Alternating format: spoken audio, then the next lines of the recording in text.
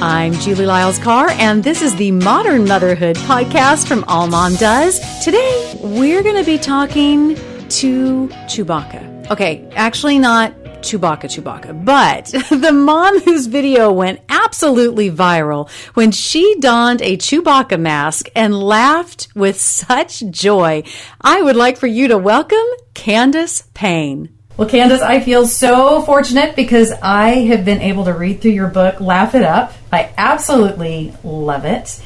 And I wanted to ask you, in this day and age for moms, why is joy, because your book is about this expression of joy, why is joy so important for moms to keep in mind with their kids in these days? Well, I believe that it's not just a luxury or it's not an added-on bonus that some of us get to have. But I believe it's vital in really surviving life. And that may be the worst day that you could possibly think of. Joy, I believe, is something that's always there to offer comfort, even in our worst moments. And so, are you kidding me? There have been multiple times where my son, needed to soil through every single diaper and outfit that we had, and all I wanted to do was cry, and instead I had to find myself laughing. I think that needs to happen more than often. Is our response can change. It doesn't have to be the worst. It could be the best. I hear a lot of moms say that they want their children to be happy. But what I'm reading in your book is not necessarily neatly confined into a term of, I just want everybody to be happy. What's the difference between teaching our kids to have joy versus wanting them to be happy? Well, I don't think there's anything wrong with happiness. I think happiness comes from things that happen to us. It's like you get a gift, you're happy. You have the moment or the win, you're happy. And I think those are great moments. But I also look at the longevity of them. And the difference I love to describe between happiness and joy is one gratifies, which is very valid. It gratifies, it's instantaneous, it's right there. But the other satisfies. Mm-hmm. And satisfaction is much different. Satisfaction is something that's sustaining and that lasts beyond a moment. And that's what I feel like joy is for all of us, is something that needs to satisfy much deeper than a moment in time. It needs to satisfy when we can't feel joyful, when we don't see joy around us. I love that distinction because I do think sometimes when we have conversations about joy, we almost make happy the bad guy in a strange way sometimes. Right, and yet everybody wants to be happy. And so I'm like, why are we trying to put happiness in a corner? It's like nobody puts baby in a corner. It's like, stop it. Happiness is just as valid. It really is. It's just that it's fleeting. And I think that that's what everybody senses about it, is that it's just temporary.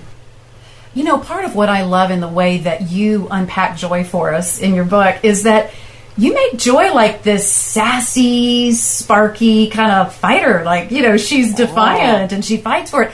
I loved that perspective because I think sometimes we almost think of joy as sort of this tender little soft thing, which is not bad. But I love the perspective change on joy being sort of at the front of the band and leading the charge. So how did you come to that understanding of this expression that's joy? Well, when you're going to write on joy, you have this opportunity to take an ethereal concept and try to get it into normalcy, and be tangible. And I looked at scripture, and it was really, really clear that, Solomon talked about wisdom as a female. He said, wisdom cries aloud in the street, and she does this thing, and she does this. And I was thinking, let's personify joy. What would she look like if she was knocking on your door? What would she look like if she was sitting on the couch next to you in your darkest moments, not just in your happy moments? And what I started seeing visually about this character that came vibrant to me as I was writing was somebody that did have a lot of sass, but also a lot of authority. And I don't think that we see that joy has any kind of authoritative voice. It's kind of like she slips in the room and just, crashes the party and makes it fun and then leaves. And I don't see that at all. I see her as a nurturer as well. I see her as a comforter. What I've discovered also, not just about her personality and her character, is that joy is a byproduct of something much deeper at work inside of you. And so it has to be something that's not just flighty. It has to have some depth to it. It was interesting. I was heading back from a trip to go be interviewed at Focus on the Family, and getting there was fine. I mean, the traveling mercies were with me. On the way back, I got stranded in Dallas, and it was, because as Mike's grandmother, my husband's grandmother, used to say, when I die, I'm probably going to have to get a connecting flight through Dallas. I mean, it just seems how it is. So I was trying to get my way back to Austin, and there was a band of little travelers, and people were super frustrated, and the hotel bus that was supposed to come pick us up so we could all catch a few hours of sleep before we all had to get on these different rescheduled flights the next day was not showing up, and the environment was becoming really testy, really tough. And, a couple of us just decided to start kind of laughing about it, and all of a sudden, it to me feels like joy can be so contagious if we're willing to exchange it at times for frustration. I mean, I think that your video with the Chewbacca mask on, which, by the way, I'm a Star Wars girl myself, so I was so happy with that entire expression. But, you just were able to make joy contagious in that moment. Talk about the process of why you think that people saw that joy in you in that video, and it had the kind of reach that it did, because this was not something that you put together with a marketing team and you had a real plan for. Talk about that experience. I still think it's funny that people think you can. The best moments are the ones you can't plan. And I think we all know that. We all live that. Mm-hmm. They're the moments that are unexpected, and they're the moments that are genuine. But besides that, also, I had a music teacher in high school, and she had this plaque above her piano. And she said, music is the only gift of heaven that we get to take back with us when we die. I would like to add to that plaque laughter as well. Yeah. Like, I really think there's something phenomenal about laughter, that it is a universal language. You don't have to speak it to know it. You just know that's joy when you hear it in the middle of a laugh. Just like music elevates you, and you don't need to know the lyrics. You can feel it. And I think that's kind of what happened. It was a Friday morning by the time that it really picked up some steam in the viralness of it. I mean, on Thursday night, I'd post the video on 2:30 in the afternoon Thursday. By Thursday evening, I had 1 million views. And by the time I woke up on Friday morning, it was 24 million views. And at that point, it was just going around people's office computers, and people were sharing it and sharing a laugh. And they didn't need to know anything other on that Friday than they were just going to have a good little 4-minute laugh with this crazy lady in her car. And it brought much needed levity to our entire world. Right. Well, and we'll have a link to the YouTube video in the show notes, so that if for some reason you were living under a rock and you missed the Chewbacca Mom moment, we'll make sure and get you onboarded with some cultural relevance, but we'll have that in the show notes for you. It's interesting, in the book, The 5 Love Languages, I've always felt like that 2 of the love languages got missed that are mine. One would be food, and the other would be laughter. I do think that laughter is such a powerful language and does so much for us, even on a biological level, when we can laugh and be unified in a way, and it doesn't require everybody being on the same page or having the same philosophy or anything. Just if something's funny or something has a lot of joy, we can all participate in that moment. You said in your book that when comparison calls, joy doesn't answer. Talk to me about Joy's call block feature on comparison. It's so fun. I love that.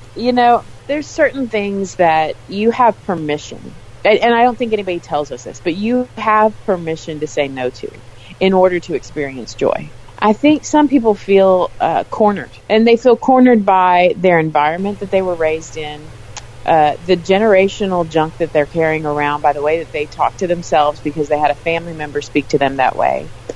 There's so many things in our minds internally that we do to speak to ourselves much worse than we would even talk to our worst enemy. Mm-hmm. And comparison for me was one of those things that in order to experience real joy, I had to learn how to shut it out and just say, no, I'm not even going to pick that conversation up. And there are triggers for me, even still, that I have to immediately just hang up that conversation in my mind and say, nope, not happening today. Mm-hmm. Not at all. what kind of intentional things can a mom do in her home to cultivate and nurture a climate, a DNA in the family of joy? Because I think a lot of times when we're in the stress of raising kids or finances are tight or whatever may be going on, it can really be a whole lot easier in a sense and almost feel like we're able to process some of our emotion by talking about the bad stuff that's going on and how that's making us feel. So what is the switch that has to be flipped in order to cultivate joy in the home? You know what? I'm not opposed to talking about the bad stuff and how you feel. I actually feel like that's the tool that we often forsake. Awesome. Sometimes I think the thing is get it out and get over it.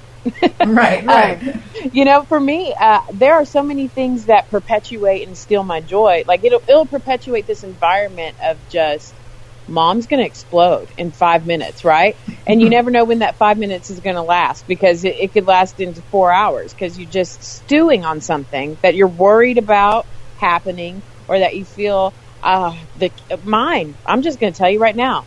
I just want a 7-year-old young gentleman to learn how to pee in the toilet bowl. That is my life right now. I can't tell you there is not a bigger frustration in me that sets me off so quickly than to go in there and find pee on a shower curtain. How do you make that hard? Like, it's like, I don't even understand. So for me, instead of just stewing on that and go cleaning it myself and being like, I'm the only one that helps, I'm the only one, you know what I mean? Like, we all have these internal conversations. Instead, you can take your 7-year-old aside and say, buddy, this really is one of mom's biggest frustrations. And I'm telling you, it takes away from my time for me to be able to plan some fun stuff for our family, because I'm in here cleaning the toilet more often than I should. Can you help me out? Because I guarantee we're going to have a better time if this is taken care of. And I need your help. I think a lot of times we don't, as moms, just say, I need help. I need help in making this stop.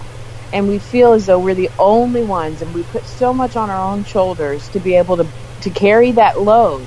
When the reality is family. We're all here. We've all got a job to do. And I just think we don't see our joy killers clearly, and we stew on them and we let them, fester in our minds, when it would just be so much easier to say, let me tell you what's bothering me, and let me give you a solution. Because we can tell everybody what's bothering us, but that don't really often have solutions. We're not troubleshooting, right. Yeah. But if you can say, hey, this might alleviate something that can get a little bit more headspace in here for me to have some joy, I think we just need to say it.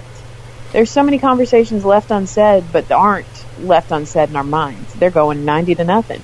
We'll be right back with our interview with Candace Payne, the Chewbacca Mom that you know from that viral YouTube video.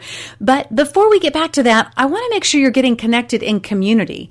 And one of the ways that you can do that is through MOPS. And I also want you to hear some testimonials, some people who are talking about what MOPS has meant in their lives. Families, churches, and communities are changed through MOPS. Our MOPS leadership team was intentional about praying for moms in our group and helping them move one step closer to Jesus. Our first meeting of the year had more than 60 moms in attendance, when our average the previous year was 35. At least half of the moms did not attend church and did not have a relationship with Christ. At every leadership meeting, we prayed for the moms by name. After building relationships all year, we offered a summer Bible study to introduce the basics of faith. We had 19 moms sign up. We know that because we focused on relationships throughout the year, these women felt comfortable coming to the class and asking their questions. As a result of the class, we had 2 moms accept Christ for the first time and 2 that are on their way and continuing to ask questions. One of the moms who accepted Christ sent this to me after the class was over. You have impacted my life more than you'll ever know, and I want to thank you from the bottom of my heart. There's a whole new, fresh layer on top of the world I thought I knew. God is an absolute wonder. I simply can't imagine life without Him. We can't wait to see what God will do next year. From Gretchen in Florida. I love that you really distinguish that, joy is not about denial. I think sometimes we think that, well, if I'm going to be joyful, then I have to deny the stuff that's going on. And yet, I can definitely tell you some of the most poignant moments in my life have been in times of really some really powerful difficulty, and yet still finding some things to laugh about and some things to celebrate. And I think about my dad passed away 4 years ago at this time of year, the Christmas season. And, even at his memorial, as racked as we all were, we laughed. There was still such joy in celebrating his life. And so it's not a denial tactic. It's not a denial tool. It's something that can show up in spite of. And I think that's incredible. I love what you say, that joy won't let you cry alone, and joy won't let you cry for long. So how do we help those around us who, they need to process some stuff. We need to process some stuff. But unpack that statement for me. I think it's a great one. Well, I really believe there's something that happens when we face sorrow. And I'm not being trite here. Listen, nobody is immune from life. Not a single one of us. We don't have this free pass to say, I get the one ticket that's golden where I don't experience sorrow or heartache or disappointment or regret. And so when those things happen, we'd be foolish to think that joy just abandons ship. I've been in a room with the most heartbreaking moments I can recall with friends. And sometimes my silence is the best thing that I have to offer, along with my presence. Mm-hmm.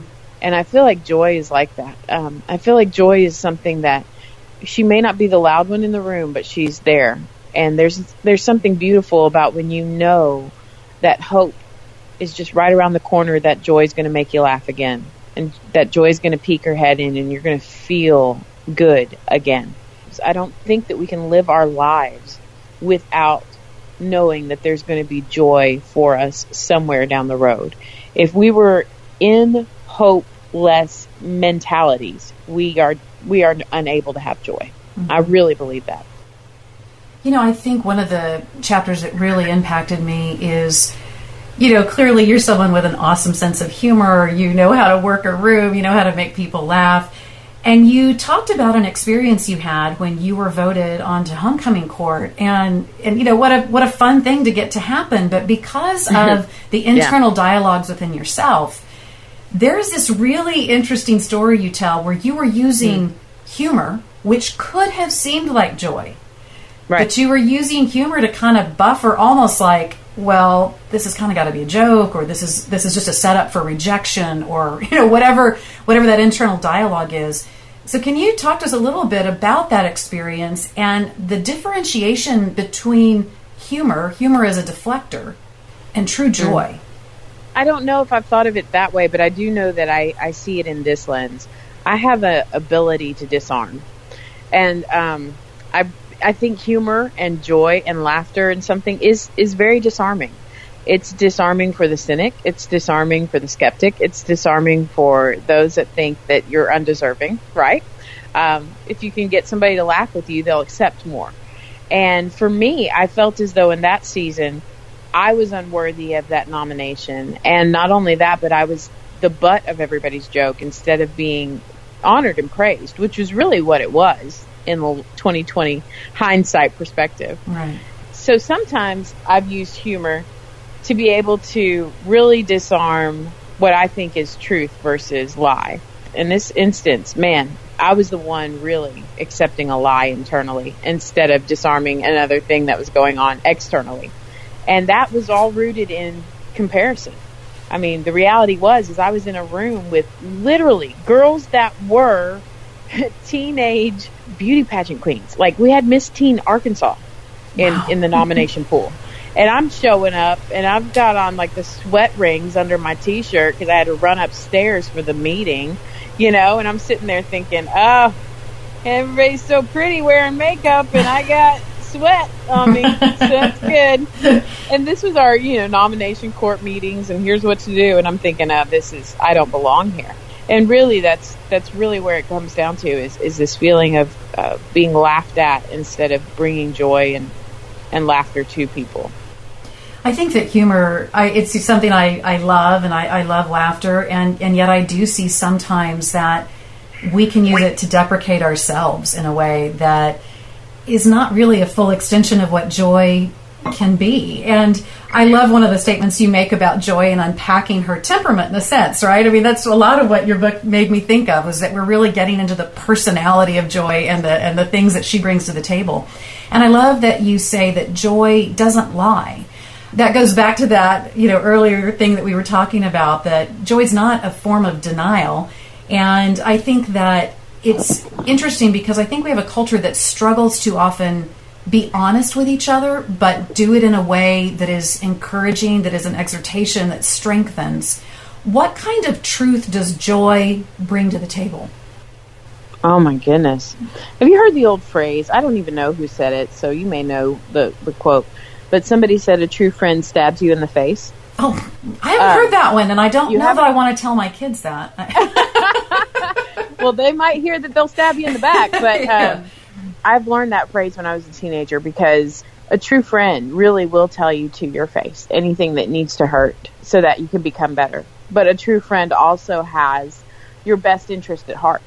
There are a very few amount of people that they can say whatever they want to me in love, and I completely trust that they are not being malicious, that they want to see me thrive. They want to see me the best person that I can possibly be as well. And I think Joy is like that.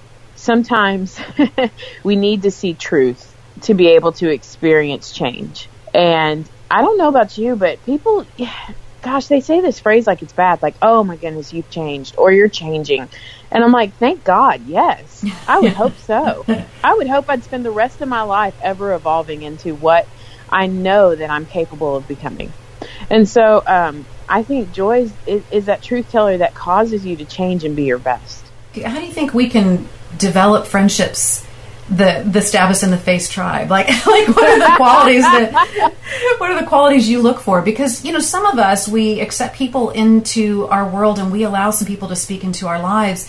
Yeah. But if they're not predicating it on joy and on our best, it can be radically hurtful. So how do you filter and process who those people are with whom you should entrust yourself? The word says that Jesus didn't entrust himself to men. He knew that we can all be a bunch of jerks.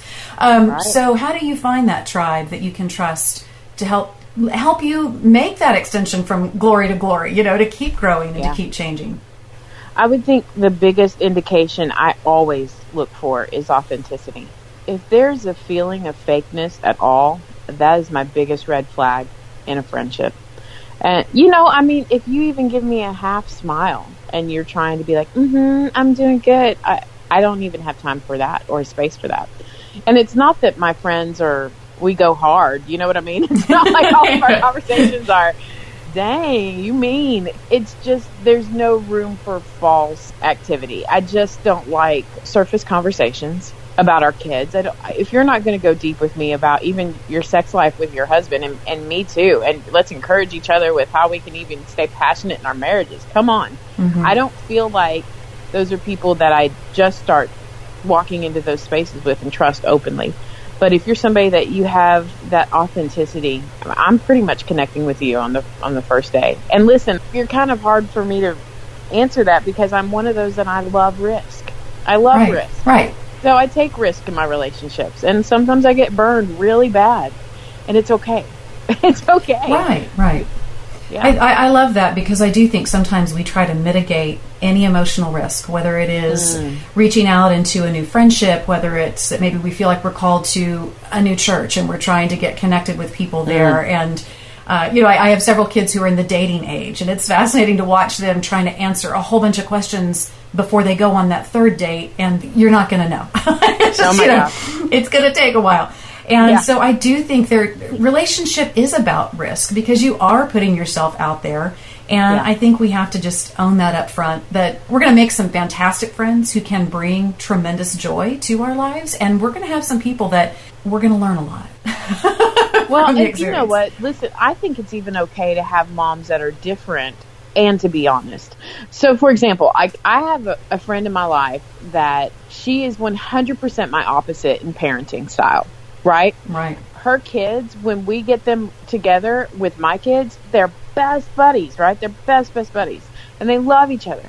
However, she kind of is like, yeah, they can color on the walls. We just have magic erasers for that. And I'm like, oh my gosh, stop it. Oh, somebody stop the child. But listen, I think we cut off friendships too quickly, even because of differences in our stylings or our approach to how we think and process. And I would even say that that's not allowing a real joyful life to be developed and be full bodied, because you've got no diversity either. You know, for me, I love just the honest conversations of going, hey, I would never do that. I would never do that with my kids. But here's the deal. I love how I see that your kids interact with mine. I love you as a mama too. Come on, we can do this together. And just to be honest and say, no, my kid's not going to do that, but yours can all day long. That's fine. You know? Right.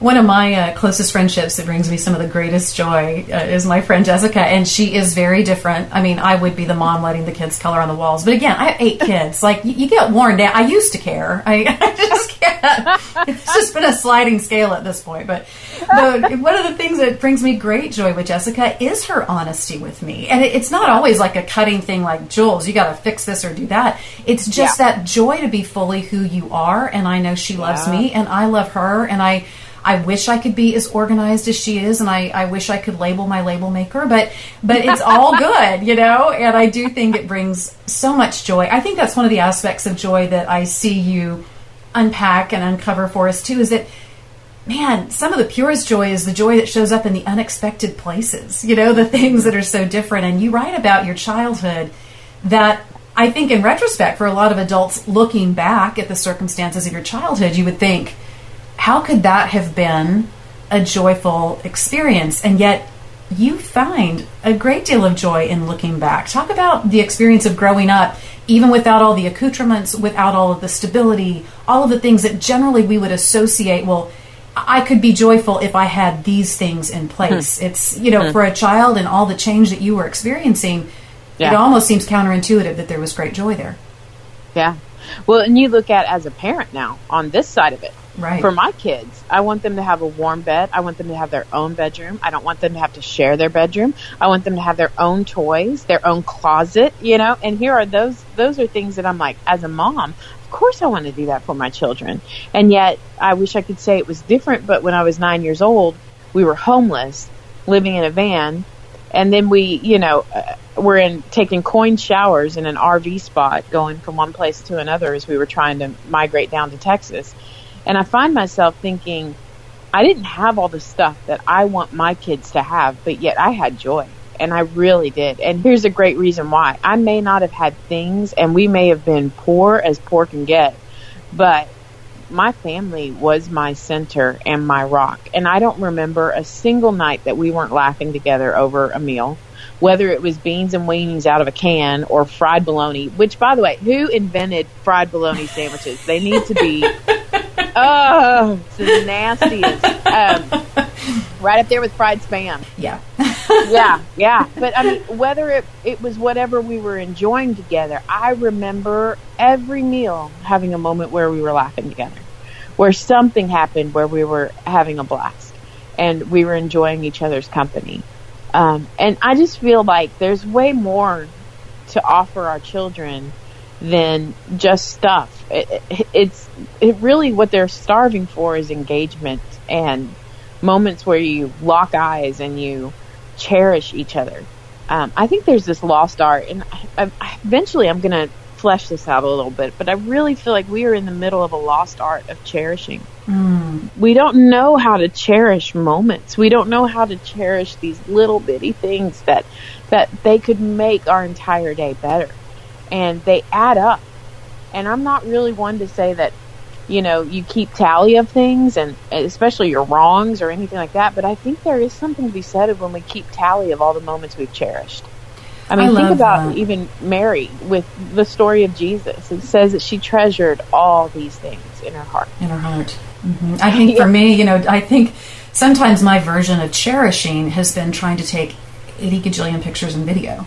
And yet it's fascinating to me because some of the things that there wasn't a camera around, there wasn't a video around, it's just a moment that I took a mental heart snapshot that are actually the things that probably stand out the most and really do bring me the most joy. I was curious, within this whole idea of bringing joy to your family regardless of circumstance, it sounds like your folks may not have necessarily had some template or some spreadsheet like, hey, while we're homeless, let's make sure and make it fun. Let's make sure that we're really connecting with the kids. But in fact, that is how, it's what they did. I mean, they made it okay even in the middle of circumstances. So what are some things that you think parents can do? First of all, I love the reassurance that even if you feel like you're not able to, quote unquote, provide for your kids right now in a way that you see a lot of other people providing for their children, and even if the latest, greatest digital screen is not going to make it as part of the birthday gift set, or even if the home you're living in or the private school you wanted them in. I mean, to me, what I love in your message is that those relationships and that engagement is where true joy lives. So what kind of encouragement can you give a mom who says, man, we're in the middle of some stuff, we're in the middle of some financial stuff, some marital stuff, resources. What are things she can actively do to make sure that regardless of the circumstances swirling in her life with her children, that hopefully they can look back and have the gift that you have looking back on those times, that there was laughter and there was fun? I would say creativity is something that we think belongs to the talented, and it's really not. Creativity is something that is innate in every single person. And when you have limited resources, you need to use that creativity. Like, I can't tell you how many times, for example, let me just tell you what my afternoon and evening is going to be tonight with my kids. I'm in the middle of the craziest whirlwind season. I just launched a book. I've got a book tour where I'm going and traveling like crazy. But what I'm intending on doing when I pick up my kids from school today is a bingo scavenger hunt. And then we're going to see whoever gets their bingo card fill up first. Does that cost me anything but printer ink and some imagination before I go pick them up? No. Love and it. I think they're going to make a memory, whereas instead it could have just been, oh, mom folded her laundry before she left for work tomorrow. Yeah. I feel like if you have waking hours with your family that you can say, I'm going to spend 1 hour locked in, nothing else will matter. That is what people want. We don't need stuff. We need connection. And we need memories. Oh my goodness, there are things that you can do on a daily basis to make a memory that will sustain them when they're in their 30s or 40s, or when they start parenting and they look back and go, oh, do you remember that one time mom did this, dad did this? And I think that's practical. You don't have to have a million resources. Use your creativity and do something that you know your family would love. And it might cost you a walk around your neighborhood. My twins, my youngest kids, are 10, and I'm always fascinated when they say, hey, Mom, as I'm wrapping up a crazy work day or whatever's been going on, and they'll say, can you just spend time with us? And I'll say, yeah.